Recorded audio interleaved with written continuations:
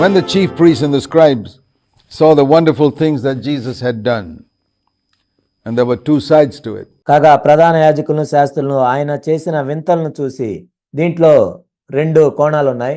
One was driving out these crooks and the other was healing the blind and the lame.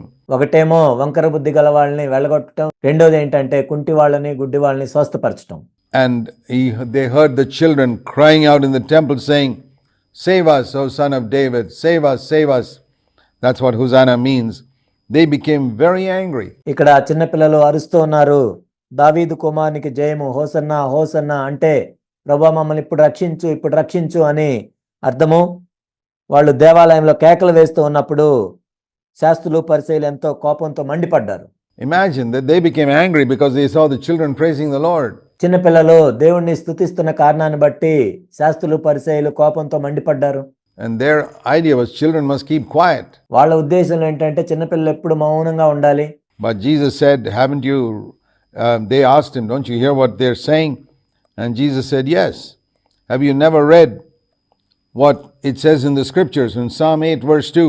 వీరు చెప్పుచున్నది వినుచున్నావా అని ప్రభువుని అడిగినప్పుడు ప్రభు ఏం చెప్పారంటే, మీరు దీన్ని చదవలేదా? కీర్తనలు 8:2 ఉన్నదాన్ని, out of the mouth of infants and nursing babes thou hast prepared praise for thyself. బాలుర యొక్కయు చంటి పిల్లల యొక్కయు నోట స్తోత్రము సిద్ధింపజేసితివి.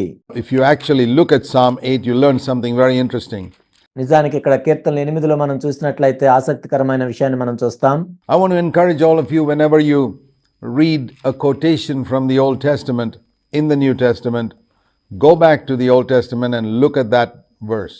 నేను మిమ్మల్ని అందరినీ ప్రోత్సహించేది ఏంటంటే, క్రొత్త నిబంధనలో ఏదైనా పాత నిబంధన వచనాన్ని అక్కడ రాసినట్లయితే మీరు ఆ పాత నిబంధన వచనం దగ్గరికి వెళ్ళి దాన్ని చదవాలి.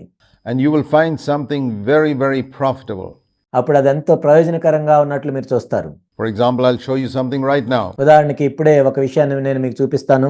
Jesus said in Matthew 21:16, out of the mouth of infants and nursing babes you have prepared praise for yourself. ఇక్కడ యేసుక్రీస్తు ప్రభువారు చెప్పింది ఏంటంటే మత్తయి 21:16లో బాలుర యొక్కయు చంటి పిల్లల యొక్కయు నోట స్తోత్రము సిద్ధింపజేసితివి.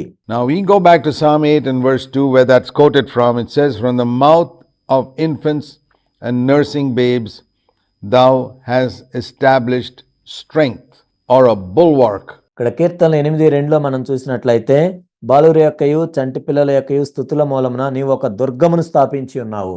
A strong wall of defense. అంటే ఒక బలమైన కోట, ఒక గోడ. From the mouth of babes because of your enemies, to make the enemy and the revengeful keep quiet or cease. శత్రువులను పగతీర్చుకునే వారిని మాన్పివేయుటకై నీ విరోధులను బట్టి బాలుర యొక్కయు చంటి పిల్లల యొక్కయు స్తుతుల మూలమున నీవు ఒక దుర్గమును స్థాపించి ఉన్నావు. To finish their activity. వాళ్ళ యొక్క కార్యమును మాన్పివేయటానికి. So there it's speaking about, in Psalm 8 verse 2, it's speaking about strength to silence and defeat our enemies. ఇక్కడ కీర్తనలు 8:2లో మనం చూసినట్లయితే మన విరోధులను మాన్పివేయటానికి కావలసిన బలం గురించి చెప్పబడింది. Remember that. జ్ఞాపకం చేసుకోండి దాన్ని. From the mouth of infants and nursing babes comes strength to defeat our enemies.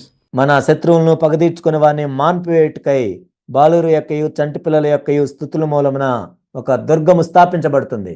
And Jesus said, from the mouth of infants and babes comes praise for God. ఇక్కడ యేసు ప్రభు ఏం చెప్తున్నారంటే బాలుర యొక్కయు చంటి పిల్లల యొక్కయు నోట స్తోత్రము సిద్ధింపజేసితివి, దేవుణ్ణి స్తుతింపజేసితివి. Put the two together and what do we learn? ఈ రెండింటిని కలిసి చూసినట్లయితే మనం ఏం నేర్చుకుంటాం? The way we can silence Satan and overcome him is by praising God. సైతాన్ని నోరు మూపించటానికి, సైతాన్ని జయించటానికి చేయవలసిందల్లా ఏంటంటే దేవుణ్ణి స్తుతించటమే. You see, you learn something there by comparing scripture with scripture. ఒక లేఖనాన్ని మరొక లేఖనంతో పోల్చి చూసి కొన్ని విషయాలను మనం అక్కడ నేర్చుకున్నాం. Both are inspired by the Holy Spirit, and Jesus preferred to use praise. రెండు కూడా పరిశుద్ధాత్మ చేత ప్రేరేపించబడి రాసినవే. అయితే ఇక్కడ యేసుక్రీస్తు ప్రభువారు స్తోత్రము సిద్ధింపజేసితివి అని ఉపయోగించారు. And that is how we silence Satan.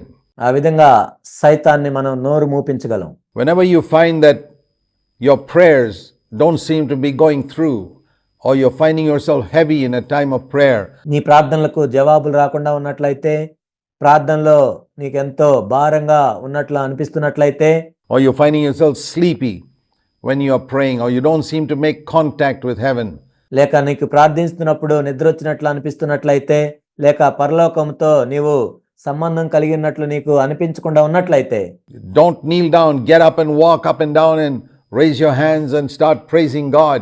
నీవు మోకాళ్ళ మీదే ఉండాల్సిన అవసరం లేదు. నువ్వు లేచి దేవుణ్ణి స్తుతించు, అటు ఇటు నడుస్తూ దేవుణ్ణి స్తుతిస్తూ ఉండు. And you'll find it's very easy to contact heaven when you praise God. దేవుణ్ణి స్తుతిస్తున్నప్పుడు పరలోకంతో సంబంధం కలిగి ఉండటం ఎంతో సులభంగా నీకు అనిపిస్తుంది. May be difficult when you pray. బహుశా నీవు ప్రార్థిస్తున్నప్పుడు అది నీకు కష్టం అనిపించవచ్చు. And once you've made established contact with praise, the enemy's hosts are cleared, the way into the heavens is clear, then you can pray. ఒకసారి నీవు స్తుతించటం ద్వారా పరలోకంతో సంబంధాన్ని నెలకొల్పినట్లయితే అప్పుడు శత్రువు యొక్క కార్యములు లయపరచబడతాయి, పరలోకానికి మార్గము ఏర్పాటు చేయబడుతుంది. This is the way we should do it. ఆ విధంగా మనం చేయాలి. So we learned something there just by comparing the quotation in the New Testament with the Old Testament. There are numerous examples of this. పాత నిబంధనలో ఉన్న వచనము క్రొత్త నిబంధనలో రాసినప్పుడు ఆ వచనాన్ని ఈ వచనాన్ని పోల్చి చూడటం ద్వారా మనం నేర్చుకున్నాము. ఈ విధంగా అనేక వచనాలు ఉంటాయి. That I found throughout the New Testament in my study of this subject. దీనికి సంబంధించి క్రొత్త నిబంధనలో అనేక వచనాలు ఆ విధంగా పాత నిబంధనలో నుంచి రాసినట్లుగా నేను చూస్తూ వచ్చాను ఈ అధ్యయనం.